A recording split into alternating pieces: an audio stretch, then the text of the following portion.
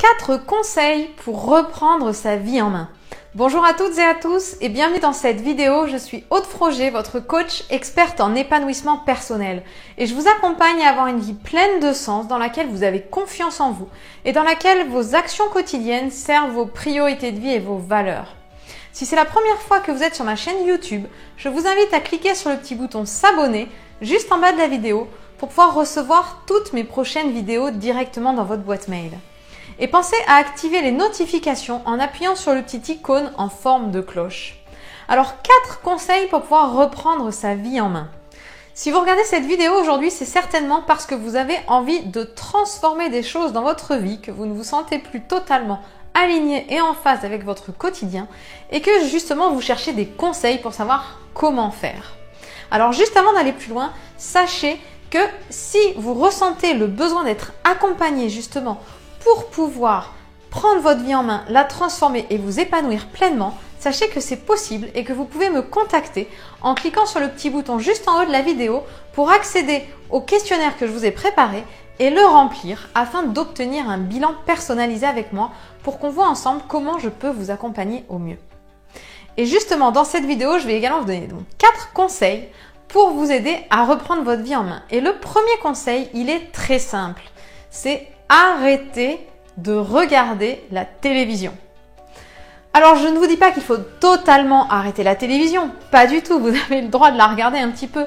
C'est juste qu'en fait, la télévision, c'est vraiment très chronophage. On a tendance à se poser devant, à être passif. Et le temps va s'écouler. On va être capable de passer beaucoup de temps devant la télévision en mode passif. Et c'est pas comme ça que vous allez réussir justement à prendre votre vie en main. Parce que pour prendre votre vie en main, il ne faut pas que vous soyez passif. Au contraire, il faut que vous soyez actif, acteur de votre vie pour pouvoir choisir ce que vous faites et décider des actions à mettre en place.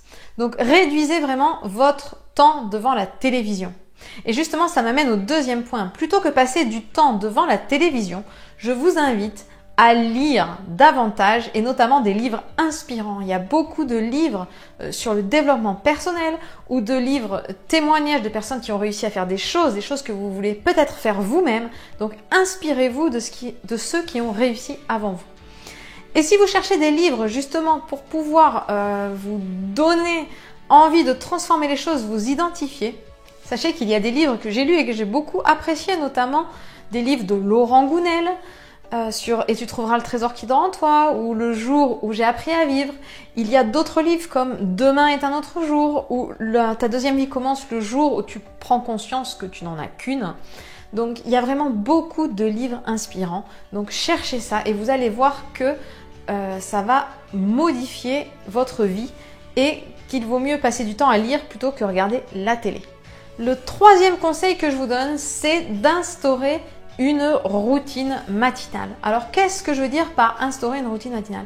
Commencez votre journée en prenant soin de vous et en vous mettant dans les meilleures conditions justement pour pouvoir réaliser cette journée et les choses que vous avez à faire. Donc, je vous dis ça parce que c'est quelque chose que j'ai mis en place pour moi il y a déjà un petit moment. Parce que le matin, quand je me levais, je préparais le déjeuner pour mes enfants pour qu'ils puissent partir à l'école et en fait, ça ne se passait pas bien à la maison. Parce que les enfants, ils se réveillent, ils sont déjà très dynamiques et ils sont très demandeurs. Et moi, en fait, je n'étais pas dans les bonnes conditions pour être avec eux parce que ça m'envahissait, ça m'étouffait. Donc, si vous êtes parent, vous connaissez peut-être ça, vous vous levez et il y a 40 000 questions, il y a des turbulences partout. Et vous n'êtes pas prêt, en fait. Donc, quand j'ai instauré ma routine matinale, qu'est-ce que ça m'a permis? Je me suis levée juste un quart d'heure avant, sauf qu'en fait, ce quart d'heure m'était dédié. Je faisais des exercices pour moi et donc je me remplissais avant d'être disponible pour les autres. Et ça a tout changé. Du coup, j'ai vécu le moment du petit déjeuner différemment. Ça se passait beaucoup mieux. J'étais plus disponible. Donc, ça a vraiment un impact. Alors, faire une routine matinale, vous choisissez celle qui vous convient le mieux. Mais vraiment, remplissez-vous avant pour vous mettre dans les meilleures conditions et être acteur de votre journée plutôt que de la subir. Et enfin, la quatrième chose que je veux vous dire qui est en lien, c'est préparer votre journée la veille. C'est-à-dire que moi, le soir, quand je me couche, je sais déjà ce que je vais faire le lendemain. J'ai pas encore un planning détaillé heure par heure, mais en tout cas, j'ai mes actions principales qui sont claires dans ma tête. C'est-à-dire que quand je me lève le matin, je sais exactement ce que je vais faire dans ma journée. Et je sais par quoi je vais démarrer. et je sais ce qui est important. Alors il y a 2-3 actions vraiment très importantes dans ma journée. Je ne peux pas en mettre 10 parce que sinon je ne vais pas réussir à les faire et à la fin de ma journée je vais être frustrée. Donc j'en sélectionne 2-3 que je mets en priorité et je commence par ça.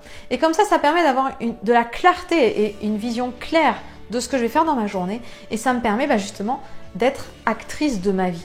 Je choisis ce qui est important, où sont mes priorités et je les fais en premier.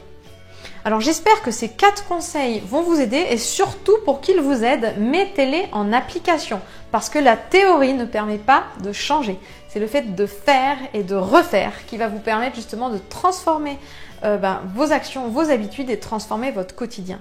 Alors si vous ressentez que malgré ces conseils, vous êtes bloqué, que vous n'arrivez pas et que vous avez besoin d'être accompagné justement pour pouvoir réussir à reprendre votre vie en main et vous épanouir pleinement, sachez que c'est possible et je vous invite pour ça à me contacter au travers du questionnaire que je vous ai préparé en cliquant sur le petit i juste en haut de la vidéo. Donc remplissez le questionnaire et vous obtiendrez un bilan personnalisé avec moi pour que je vois comment je peux vous accompagner au mieux vers votre épanouissement et vers la vie qui vous correspond. Je vous souhaite une très belle journée et je vous dis à demain pour une prochaine vidéo.